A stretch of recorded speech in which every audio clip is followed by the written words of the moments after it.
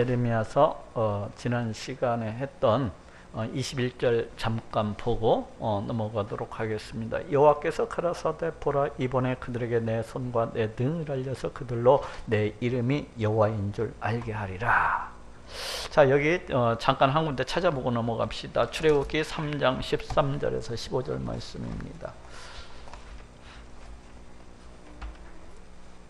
출애굽기 3장 13절에서 15절 말씀이에요. 제가 한번 읽겠습니다. 모세가 하나님께 고하되 내가 이스라엘 자손에게 가서 이르기를 너희 조상의 하나님이 나를 너희에게 보내셨다 하면 그들이 내게 묻기를 그의 이름이 무엇이자 하리니 내가 무엇이라고 그들에게 말하리까. 하나님이 모세에게 이르시되 나는 스스로 있는 자니라. 또 이르시되 너는 이스라엘 자손에게 이같이 이르기를 스스로 있는 자가 나를 너희에게 보내셨다 하라. 하나님이 또 모세에게 이르시되 너는 이스라엘 자손에게 이같이 이르기를 나를 너희에게 보내신 이는 너희 조상의 하나님 곧 아브라함의 하나님, 이삭의 하나님, 야곱의 하나님 여호와라 하라. 이는 나의 영원한 이름이요 대대로 기억할 나의 표혼이라 하고 이렇게 말씀을 하고 있습니다. 여기에서 우리는 그 여호와라는 이름의 그 의미를 어느 정도는 생각을 해볼 수가 있어요. 이 여호와라고 하는 이 이름은 이제 4개 문자로 해서 이루어져 있습니다. 4개 문자로 해서 이루어져 있는데 이스라엘 사람들은 우리 하나님의 이름을 망령되이 일컫는 것을 두려워했기 때문에 성경을 뭐 필사를 한다든지 이럴 때에는 여호와라고 하는 이름이 탁 나오면 그동안 써내려 가던 그 붓을 갖다가 꺾어버리고 다시 한 번도 사용하지 아니한 그 붓을 갖다가 가지고서 이제 목욕을 재개하고서 그 여호와라는 이름 그 사문자를 갖다가 기록을 했습니다. 문자를 갖다가. 그러니까 이 이름을 함부로 발설을 안 했던 거예요. 매번 그렇게 하고 또 그 이름을 써고 난 다음에는 다시 그 붓을 사용하지 않고 꺾고 또 다시 다른 붓으로 해서 이렇게 기록을 해 나갔기 때문에 그래서 이제 나중에 도대체 이 문자를 갖다가 4개 문자로서 이루어져 있는데 이 문자를 갖다가 뭐라고 읽어야 되는지 알지를 못하는 겁니다. 그게 전수되어 오지를 않아 가지고 왜? 그 여호와라는 그 이름을 갖다 우리 하나님 이름을 망령되이 일컫는 것을 방지하기 위해서 그렇게 발설을 하지 않다 보니까 잘 모르는 거예요. 근데 이 여호와라는 이름은 어떻게 이제 생겼느냐? 이 문자에다가 나중에 어떤 껜가는 이제 불러야 될 거 아닙니까? 이걸 갖다가 불러야 되겠으니까 아도나이라고 하는 데서 모음을 갖다가 땁니다.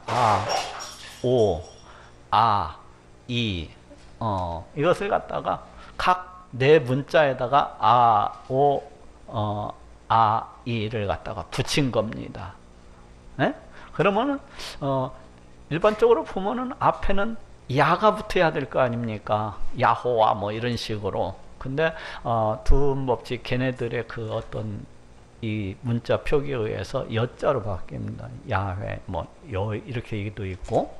그래갖고 여호와 이렇게 되는데 자, 우리가 아도나이를 갖다가 이 사음 문자에다 붙여가지고 그렇게 읽기 시작을 했어요. 이 문자를.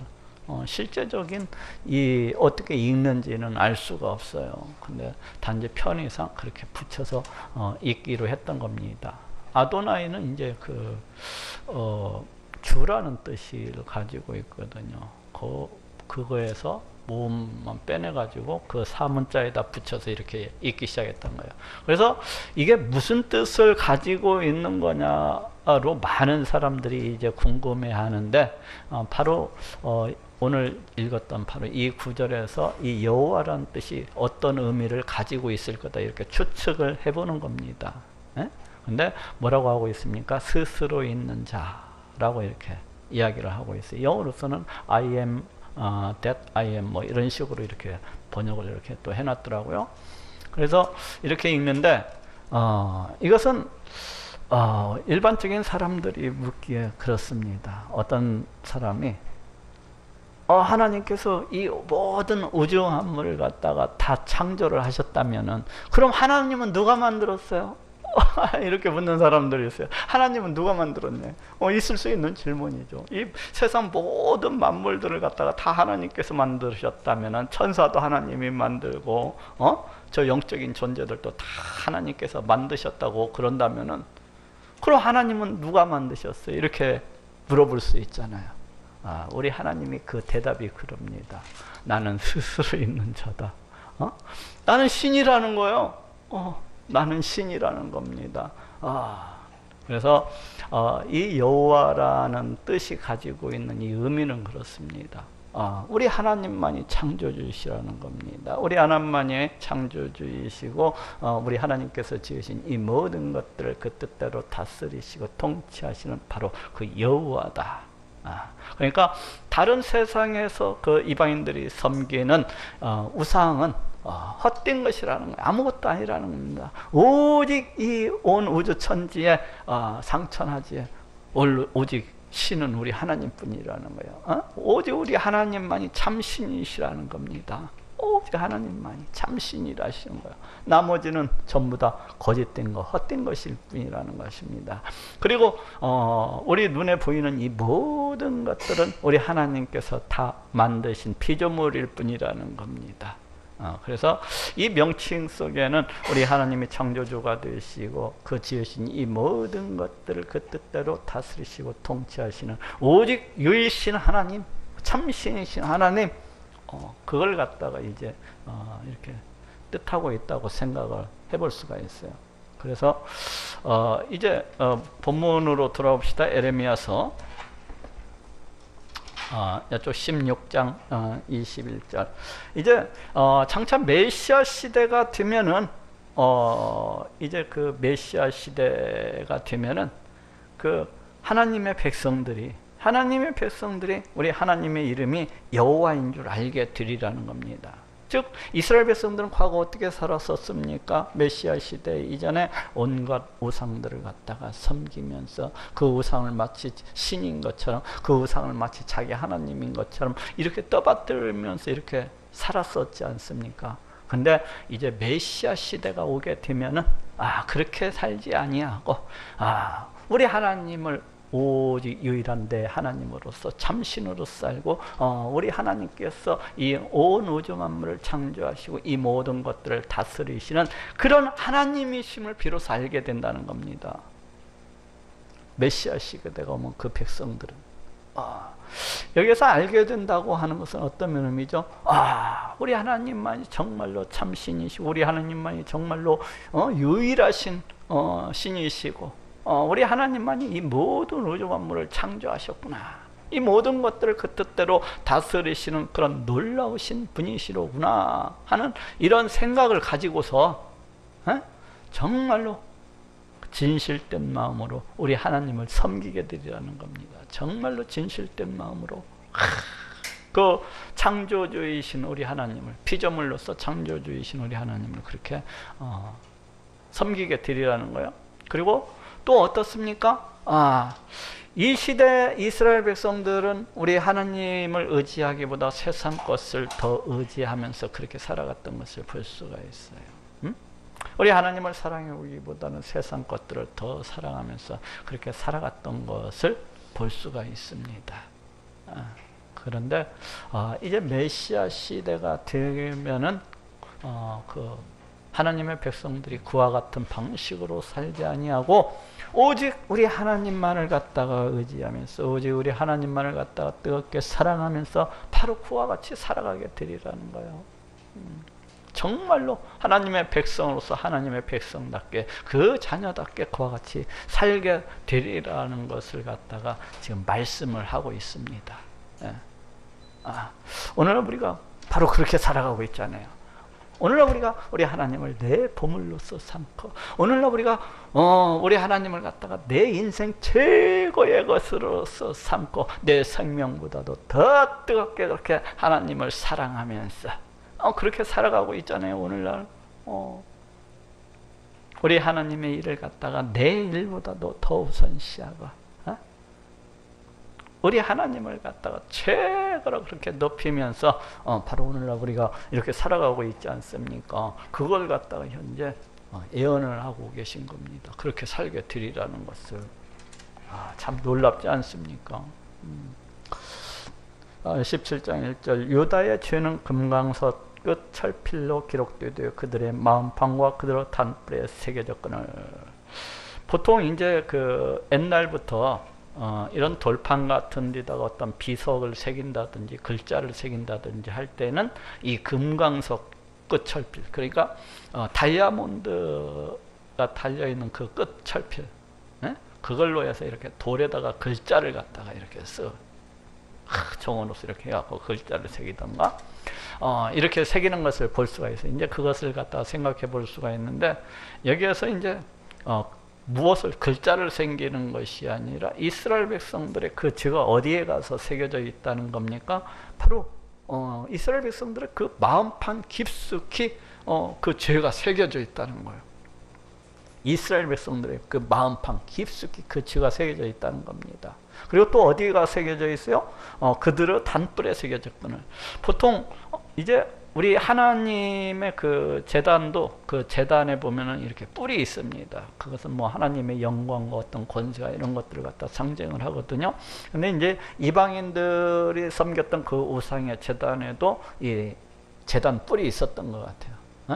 그 우상의 어떤 권세, 어떤 영광을 갖다가 상징을 하는.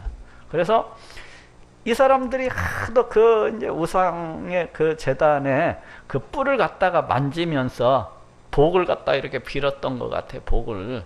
우상 제단의 뿔을 만져. 그러니까 그 제단의 그 뿔이 얼마나 그 손길이 타가지고 반질반질 했겠습니까?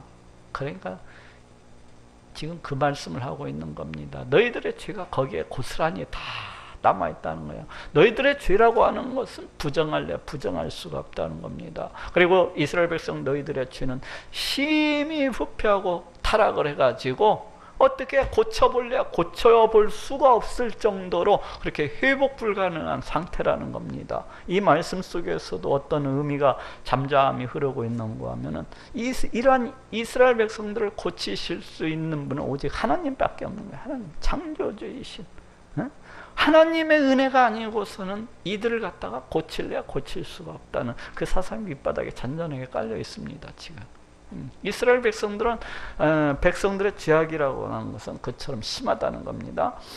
그들의 자녀가 높은 매 위에 푸른 나무 곁에 있는 그 단들과 아세라들을 생각하더라. 이스라엘 백성들 뿐만 아니라 그 자녀들도 이제 자기 부모들이 우상에게 나아가서 이 섬기고 이러한 것을 갖다가 어렸을 때부터 보고 배우지 않습니까? 그 자녀들이.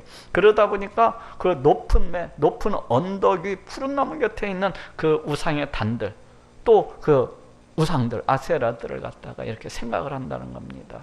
보통 하나님의 백성들, 하나님의 자녀들이라고 하면은 하나님을 생각을 하고 하나님의 그 제단을 먼저 이렇게 생각을 해야 될 거 아닙니까?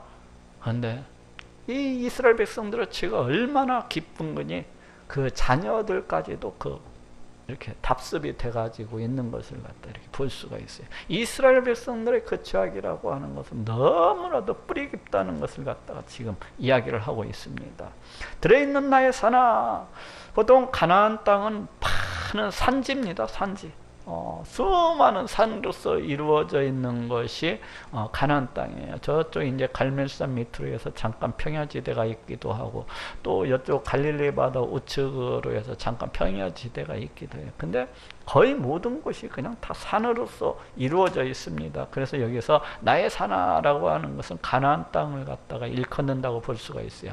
근데 또한 이스라엘 백성들은 이 산을 갖다가 저쪽 시편에서 보면은 마치 하나님께서 그 산 위에 계신 것처럼 임재처소처럼 이렇게 표현하고 있는 것도 있어요.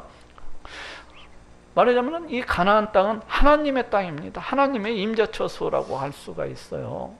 그런데 이스라엘 백성들이 여기에다가 뭘로 가득 채웠습니까? 우상으로서 가득 채운 겁니다. 하나님 거룩해야 되는 그 하나님의 땅을 갖다가 네 온 지경의 죄로 인하여 내가 네 재산과 네 모든 보물과 산당들로 노략을 당하게 하리니. 이스라엘 백성들이 지금 의지하고 이스라엘 백성들이 귀하게 여겼던 것들이 여기 지금 다 나오고 있어요. 이스라엘 백성들은 우리 하나님을 갖다가 보화로서 삼았지 아니하고 세상 것들을 갖다가 보화로서 삼고 우리 하나님을 갖다가 의지처로서 삼지 아니하고 산당, 우상을 갖다가 더 의지처로 해서 이렇게 살아갔던 것을 볼 수가 있습니다. 그렇기 때문에 우리 하나님께서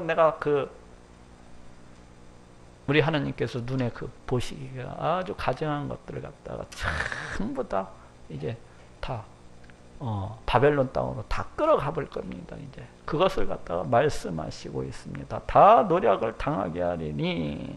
이게 언제 이루어졌다고요? 이 말씀이 불과 선포되어지고 나서 불과 20-30년 사이에 다 이루어졌던 것을 볼 수 있습니다. BC 605년 제1차 바벨론 포로에 의해서, 그리고 BC 597년 바벨론 제2차 포로로 해서, 또 BC 586년 바벨론 3차 포로로 해서 이스라엘 이 가나안 땅에 있는 모든 것들이 다 약탈을 당하고 다 바벨론 땅으로 그렇게 이렇게 가져가졌던 것을 갖다가 볼 수가 있어요. 내가 네게 준 네 기업에서 네 손을 뗄 것이며. 이 가나안 땅은 우리 하나님께서 이 하나님의 백성들, 이스라엘 백성들에게 그 기업으로서 갖다가 이렇게 주신 것이잖아요. 근데 이제 이스라엘 백성들이 그것을 갖다가 잘 간수를 하지 못했기 때문에 우상을 섬기고 하나님을 떠나서 그렇게 행했기 때문에 이제는 그 땅에서 이 백성들이 손을 떼게 될 것이라는 겁니다. 우리 하나님께서 주신 그 기업에서 손을 떼게 될 거는 결국에는 전부 다 바벨론 포로가 되어가지고 다 끌려가는 것을 갖다가 이렇게 보게 됩니다.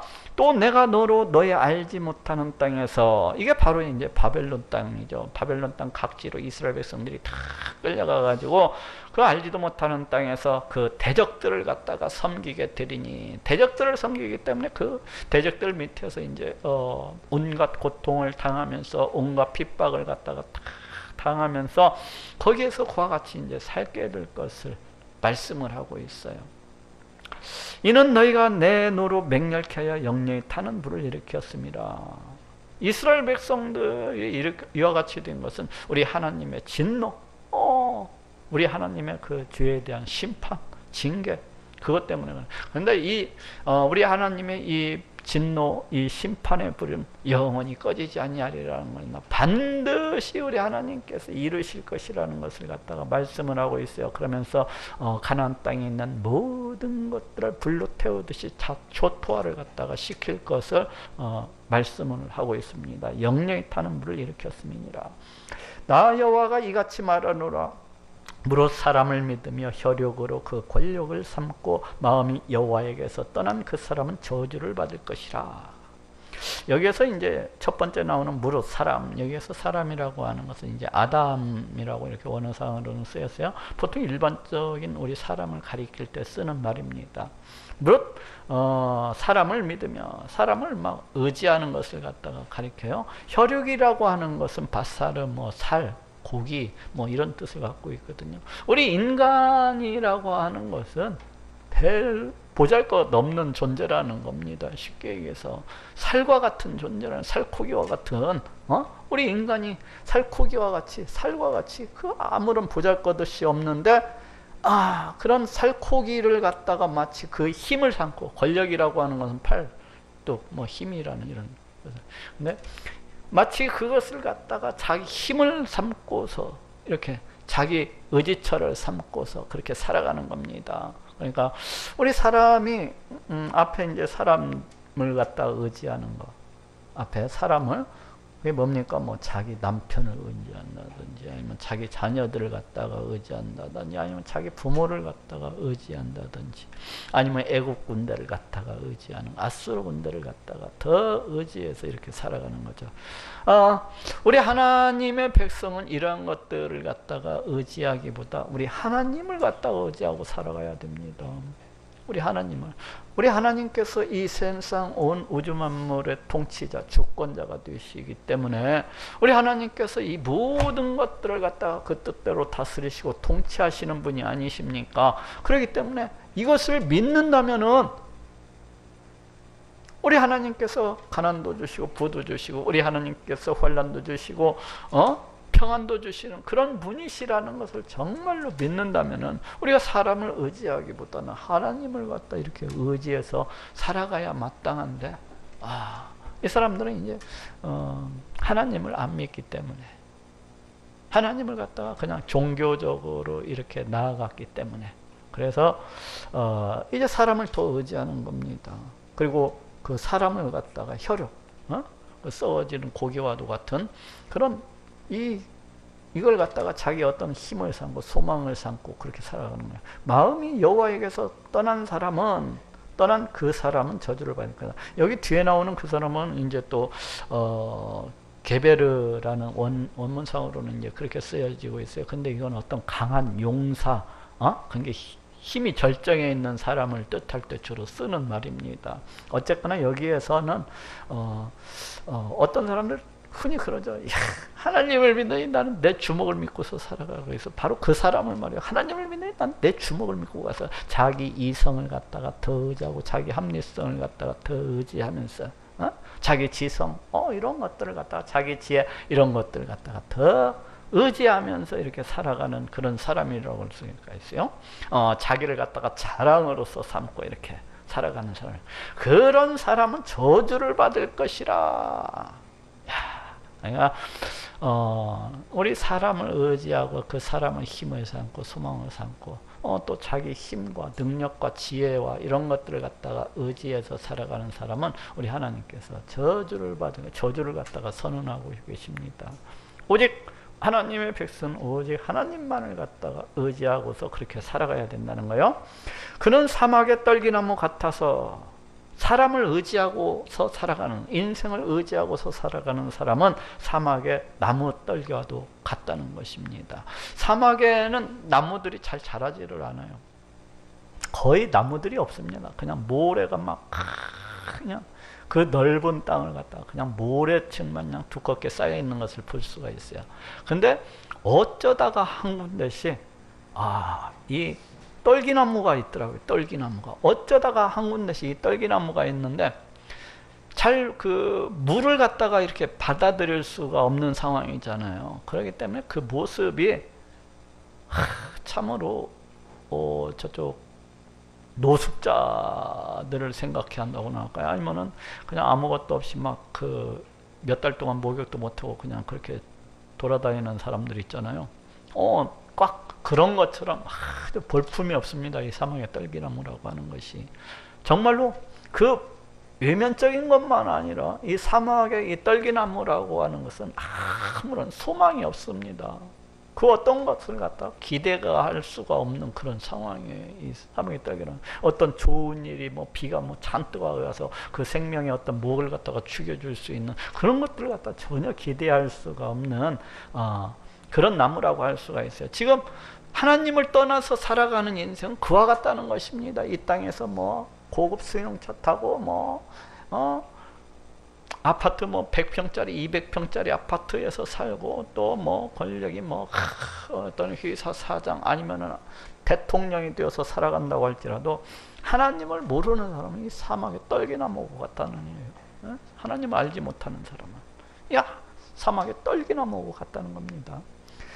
떨기나무 같아서 좋은 일에 오는 것을 보지 못하고 오직 이 사람들한테는 하나님의 그 징계와 심판만이 있을 뿐입니다. 시시각각으로 다가오는 그 하나님의 심판만이 있을 뿐이에요. 지금도 그들을 삼키기 위해서 지옥 불꽃이 그들 주위를 갖다가 덤실거리면서 언제 집어삼킬지 모르는 그와 같은 상태입니다. 이 사람들이 좋은 일이 있을 게 있겠습니까? 그래서 광야 건조한 곳 건건한 땅 사람이 거하지 않는 땅에 거하리라. 이것은 어떻게 보면 꼭 지옥의 이미지입니다. 이게 지옥의 이미지. 하나님께서 함께하지 아니하는 인생은 참으로 고독하고 참으로 외로운 겁니다. 하나님께서 함께하지 아니하는 인생은 아무리 세상 것들을 갖다가 많이 품고 산다 할지라도, 돈과 금과 은과 보석을 갖다 주렁주렁 매달고 산다고 할지라도, 우리 하나님께서 함께하지 아니하는 인생은 영원히 목마르고 갈증나고 참으로 고독한 것이 우리의 인생입니다. 바로 지금 그걸 얘기하고 있어요. 그럴 뿐만 아니라 장차 지옥 불목 가운데 떠져가지고 우리 하나님과 영원히 단절이 되어갖고 소망이 없는 사막 가운데 홀로 있는 것과 같은 그런 멸망 가운데, 그런 저주 가운데 이제 영원히 살아가게 되겠죠. 그러나 무릇 여호와를 의지하며 여호와를 의뢰하는 그 사람은 복을 받을 것이라. 무릇 여호와를 의지하며, 여호와를 의지한다고 하는 것은 우리 하나님의 존재를 갖다 믿는다는 겁니다. 일단 우리 하나님이 계신 것을 믿는 거예요. 그리고 그 하나님께서 이 천지우주 만물을 다 창조하셨고 그 지으신 이 모든 것들을 그때때로 지으시는 분인 것을 아는 겁니다. 그리고 이 세상 역사를 누가 주관하시냐? 우리 하나님께서. 그럼 내 삶은 누가 주장하시냐? 우리 하나님께서. 내가 잘 살고 못 사는 것도 다 우리 하나님의 손에 달려있고 내가 그 어떤 환난과 재앙도 평안도 다 우리 하나님께 달려있는 거. 내가 이것을 갖다가 정말로 믿는 자만이 우리 하나님을 갖다 온전히 의지할 수가 있는 겁니다. 그렇잖아요? 네? 그렇잖아요. 이것들을 갖다가 온전히 믿는 자만이 우리 하나님을 갖다가 의지할 수가 있어요. 이렇게 의지하면 어떠한 일이 있습니까? 우리는 인생이라고 하는 것은 이 땅에서 아무리 100만 금을 가지고서 살아도 늘 염려와 근심과 걱정과 두려움과 불안과 공포 가운데서 그렇게 살아갑니다. 돈이 많으면 많을수록. 돈 많으면 뭐 염려, 근심, 걱정, 두려움 없을 것 같아요? 천만의 말씀입니다. 돈 많은 사람들이 왜 자살을 하고 그렇습니까? 돈 많은 사람들이 왜 정신병 걸려가지고 정신병에 늘 자기 집 지나들지 그렇게 삽니까? 돈 많은 사람들이 왜 늘 근심, 염려, 걱정이 떠나지 않냐면서 그렇게 살아갑니까? 그렇지만 우리 하나님을 의지하는 사람은 없는 가운데에서도 비록 통장에 돈이 없어도 외양간에 송아지가 없고 감람나무에 그 열매가 없어도 우리 하나님이 내 보물이 되기 때문에, 내 하나님이 내 모든 것이 되기 때문에 그런 사람은 우리 하나님 안에서 얼마든지 기쁨과 즐거움과 평안 가운데 살아갈 수가 있는 겁니다. 무릇 여호와를 의지하며 여호와를 의뢰하는 그 사람은 복을 받을 것이라.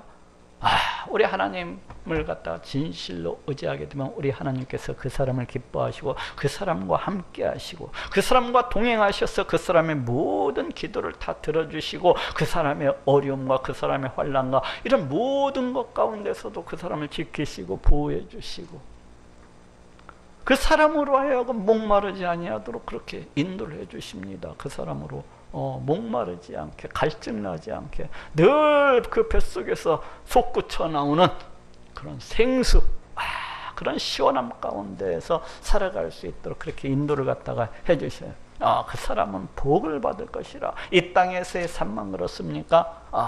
장차 영원한 천국에 가서 우리 하나님과 더불어서 영원히 그렇게 살아가게 되는 것입니다. 그는 물가에 심기운 나무가 그 뿌리를 강변에 뻗치고 더위가 올지라도 두려워하지 아니하며 그 잎이 청청하며 가무는 해에도 걱정이 없고 결실이 그치지 아니함 같으니라. 제가 지금까지 한 모든 이야기가 지금 여기 8절에 다 들어있네요. 여기 더위라든지 뭐 가무는 해라든지 이런 것은 우리 인생이 이 땅을 살아가면서 꼭 좋은 일만 있는 게 아닙니다. 때로는 고난도 있고 때로는 환난도 있고 어려움도 있고 온갖 많은 일들이 갖다가 닥칩니다. 그게 인생이에요. 그게 인생인데 우리 하나님을 갖다가 의지하는 사람은 그 어떠한 것이 닥쳐올지라도 두려워하지 아니한다는 겁니다. 걱정하지 않는다는 거 여기 보잖아요. 두려워 아니하며 가무는 해에도 걱정이 없고 그 어떠한 일들이 닥쳐온다 할지라도 마치 그 시냇가에 심겨진 나무와도 같이 시냇가에 심겨진 나무는 어떻습니까? 늘상 사시사철 맑은 문들이 철철철철철 흘러가고 있기 때문에 시냇가에 심은 나무들은 가무는 해도 또 더위가 온다고 해도 조금 더 염려하거나 걱정하거나 두려워하지 않습니다. 마치 하나님의 백성도 그래요. 이 땅을 살아가면서 수많은 어려움과 고통과 환난이 있지만은 하나님을 의지하는 사람은 하나님 안에서 살아가는 사람은 두려워하지 않습니다. 마치 우리 하나님께서 그 시냇가와도 같이 우리 하나님의 생수의 근원이 되시는 그런 분이시기 때문에 결코 목마르지 않고 갈증나지 아니하고 염려하지 않고 두려워하지 아니하고 그와 같이 살 수가 있어요. 걱정이 없고 결실이 그치지 아니함 같으니라. 우리 하나님께서 때를 따라서 먹여주시고, 우리 하나님께서 모든 환난과 고통 가운데서 지켜주시고 보호해주시고, 없는 가운데서도 기쁨과 즐거움과 평안함이 넘쳐나도록 그와 같이 인도를 해주시는 거예요. 마치 시냇가에 심은 나무와도 같이 늘 푸르청청한 그 빛을 띠면서 그와 같이 이렇게 살아가게 되는 것입니다. 만물보다 거짓되고 심히 부패한 것은 마음이라. 야, 여기 보니까 이 세상 모든 만물들보다도 거짓되고 심히 부패한 것은 우리 인간의 마음이라고 말씀을 하고 있네요. 우리 인간의 마음이 어떻습니까? 그냥 이웃 사람 쳐다보지 마세요. 자기 자신만 쳐다보면 되는 것이지. 자기 자신만 쳐다봐도 아침 다르고 점심 다르고 저녁 다른 것을 갖다가 볼 수가 있어요. 아침에 했던 얘기를 저녁 때 가갖고 안 했다고 우기고, 또 점심 때 안 했던 얘기를 저녁에 가갖고는 했다고 막 그렇게 우기기도 하고, 자기 유익을 위해서는, 자기 만족을 위해서는 온갖 사기치고 등쳐먹고, 그냥 하나님은 그냥 안중에도 없이 그렇게 살아가고, 온갖 그 심령 가운데서 더러운 욕심과 추잡한 욕심과 탐욕과 이기심과 이러한 것들이 막 시끌못이 이렇게 올라오지 않습니까? 그리고 하나님께서 이제 평안 주시면은 감사를 하고 기뻐하고 그래야 되는데 조금 평안을 갖다가 허락해 주시면 금세 또 교만해져 가지고 막 올라가 있는 모습을 갖다가 얼마든지 볼 수가 있어요. 우리 마음이라고 하는 것은 이처럼 거짓되고 이처럼 부패한 것입니다. 썩고 문드러져 있는 거예요. 우리 마음이라고 하는, 인간의 심령이라고 하는 것은 마치 썩은 우물과도 같아요. 썩은 우물과도 같아. 누가 능히 이를 알려마는, 이러한 인간의 마음을 갖다가 누가 알겠어요? 그렇지 않습니까? 자기 마음도 자기가 모르는데, 그 온갖 썩은 더러운 것들로 넘쳐나고 또 넘쳐나는데도 우리 사람이 생각할 때 그렇잖아요. 지는 굉장히 깨끗하고 지는 굉장히 의로운 사람으로서 그렇게 착각을 많이 하면서 살아가요. 온갖 악독이 막 그 속옷에서 막 온갖 이기심과 정욕과 탐욕과 온갖 것들 막 솟구쳐 올라오는데도 지가 착한 줄 알고서 살아가는 것이 우리 인간입니다. 자기가 착한 줄 알고서 살아가요. 자기가 의로운 줄 알고서 착각을 하고서 살아가요. 자기 자신의 마음도 그렇게 자기가 모르는데 다른 사람 마음을 갖다가 알 수 있는 사람이 또 어디 있겠습니까? 그리고 우리가 알 수 있는 것은 그 사람이 겉으로 드러나는 모습만을 이렇게 바라보면서, 아이고 저 사람 사람이 좀 착해 보이는구나. 아이고 저 사람 속과 겉이 좀 들려 보이는구나. 이렇게 판단을 할 수가 있어요. 저 사람 변덕이 죽을 듯해서 아침 점심 저녁이 매번 달라지구나. 시간마다 얼굴이 금방 푸르렀다가 금방 파래졌다가 그냥 금방 달라지구나. 이렇게 겉으로 봐서는 조금은 알 수 있어요. 그렇지만 그 마음을 갖다가 알 수 있는 사람은 아무도 없어요. 그렇지만 우리 하나님께서는 이런 인간의 마음을 갖다가 다 아시는 분이에요. 왜? 우리 하나님께서 우리의 마음도 지으신 분이시기 때문에. 우리 마음도 지으신 분이 나 여호와는 심장을 살피며, 여기 심장이라는 말이 이제 히브리어서는 레브라고 이렇게 되어 있는데, 뭐 인간의 내부, 마음, 생각, 정신 이런 것들을 갖다가 이제 가리키는 말이에요. 그러니까 우리 하나님께서 우리 인간의 정신 내부를 갖다가 다 이렇게 다 알고 계시다는 거예요. 다 알고 계시다는 거. 그 생각이 어떠한지, 그 마음이 어떠한지 다 알고 있다는 겁니다. 폐부를 시험하고, 폐부라고 하는 것은 뭐 콩팥, 우리 사람의 신장을 갖다가 가리키는데, 이제 성경에서도 이제 뭐 앞에 있는 뭐 심장이나 뭐 콩팥이나 거의 비슷한 의미로 해서 이와 같이 쓰여지고 있습니다. 인간의 내부를 갖다가 상징. 특별히 이제 콩팥이라고 하는 것은 어떤 인간의 감정의 처소로서 이렇게 많이 일컬어지는 것을 볼 수가 있어요. 그래서 우리 하나님께서는 그 생각만 하시는 게 아니라 그 사람의 감정까지도 이렇게 다 하시는 거예요. 우리 하나님을 갖다가 얼마나 뜨겁게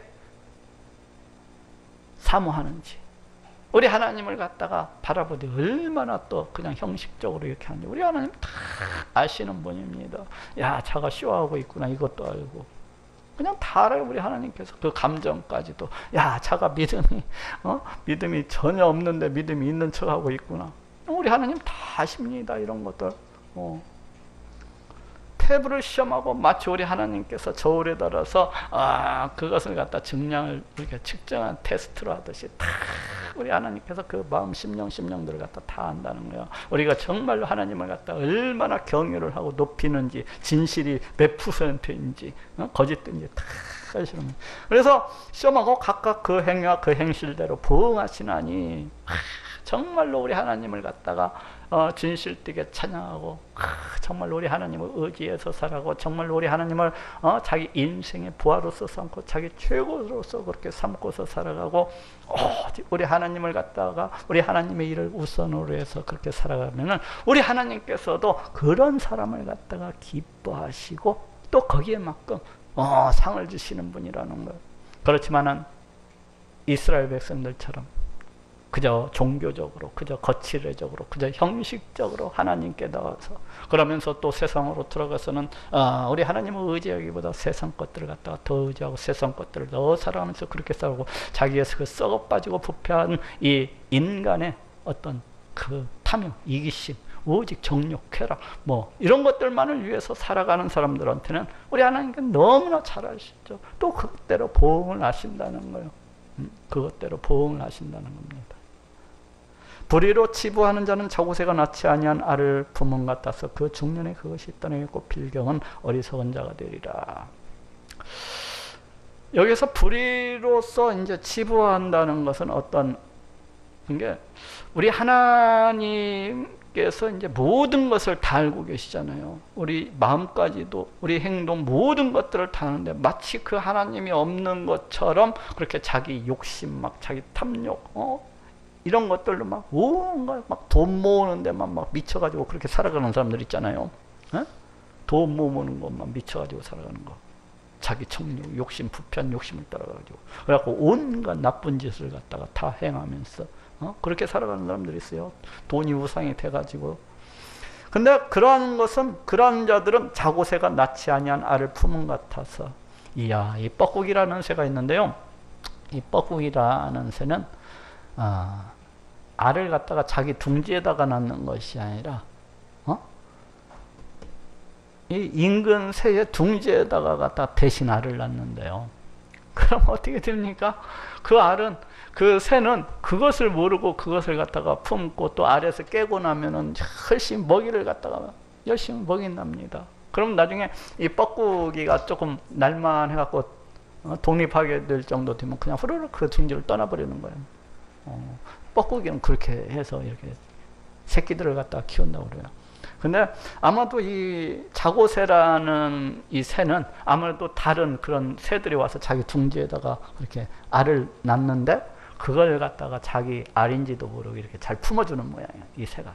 그러니까 이 자고새가 그 열심히 품어가지고 나중에 새끼가 알에서 깨고 나면 또 열심히 먹이를 잡아다가 이렇게 키우지만은 나중에 어떻게 됩니까? 그 새끼가 후루룩 그 둥지를 갖다 떠나버리는 것처럼 이와 같이 불의로서 그 재물을 갖다가 모으는 자는 나중에 필경은 어리석은 자가 되리라는 겁니다. 그 쉽게 그 악으로서 모았던 그 재물이 다 어느 한순간에 없어져 버리고 필경은 어리석은 자가 되리라는 거예요. 어리석은 자가. 요 전에 얼마 정도 전에 보니까 그 마약에 이렇게 취한 사람 얘기가 있더라고요. 근데 그 사람도 마약에 취해가지고 막 잘 사는 집 아들이었는데 이제 나중에는 자기가 그 마약 유통도 이렇게 하고 해갖고 돈을 많이 이렇게 벌은 모양이에요. 자기도 마약쟁이지만은 그랬는데 또 그렇게 돈을 갖다가 그렇게 쉽게 이렇게 버니까 다 나가더래요. 그 돈이. 그래갖고 나중에는 인생이 쓸쓸해져가지고 이렇게 어렵게 이렇게 살아가는 것을 갖다 이렇게 본 적이 있어요. 근데 이렇게 불의로서 치부하는 자들은 그 어떤 재물을 갖다가 자기가 다 먹고 쓰고 그렇게 죽을 것 같아도 나중에 보면은 그게 전부 다 이렇게 써보지도 못하고 이렇게 자살을 해서 죽거나 아니면 다른 일로 해서 없어지거나 그렇게 해서 이렇게 된다는 거예요. 영화로우신 보좌여 원시부터 높이 계시며 우리의 성소이시며, 여기에서 이제 보좌라고 하는 것은 우리 하나님의 어떤 다스리심과 통치하심을 갖다가 강조하는 그런 표현이라고 할 수가 있어요. 영화로우신 보좌여, 우리 하나님의 호칭을 갖다 이렇게 붙이고 있습니다. 영화로우신 보좌여 원시부터 높이 계시며 우리의 성소이시며, 우리 하나님께서 항상 그 백성들과 함께 하셔서 그 백성들로부터 찬양을 받으시고 예배를 받으시는 그러한 분이 아니십니까? 우리의 성소이시며 라고 지금 이렇게 얘기를 하고 있어요. 이스라엘의 소망이신 여호와여. 이스라엘 백성들은 이 하나님이 소망이 되어야 됩니다. 이 소망이 하나님이 되어야 돼요. 세상 것이 소망이 되어서는 아니 되는 거예요. 세상 것이, 사람이 소망이 되어서도 아니 되고, 세상 것이 소망이 되어서도 아니고, 재물이 소망이 되어서도 아니 됩니다.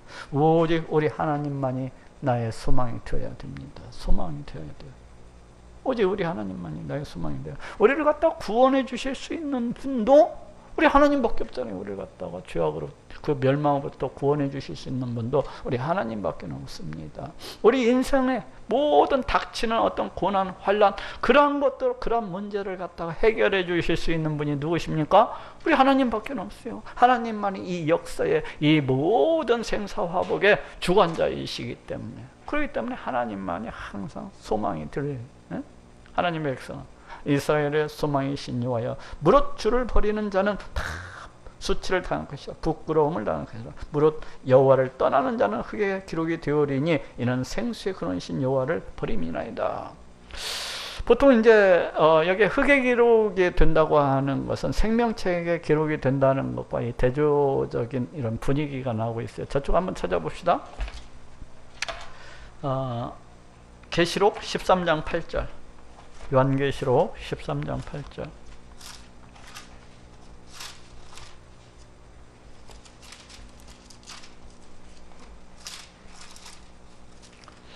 요한계시록 13장 8절 한번 봅시다.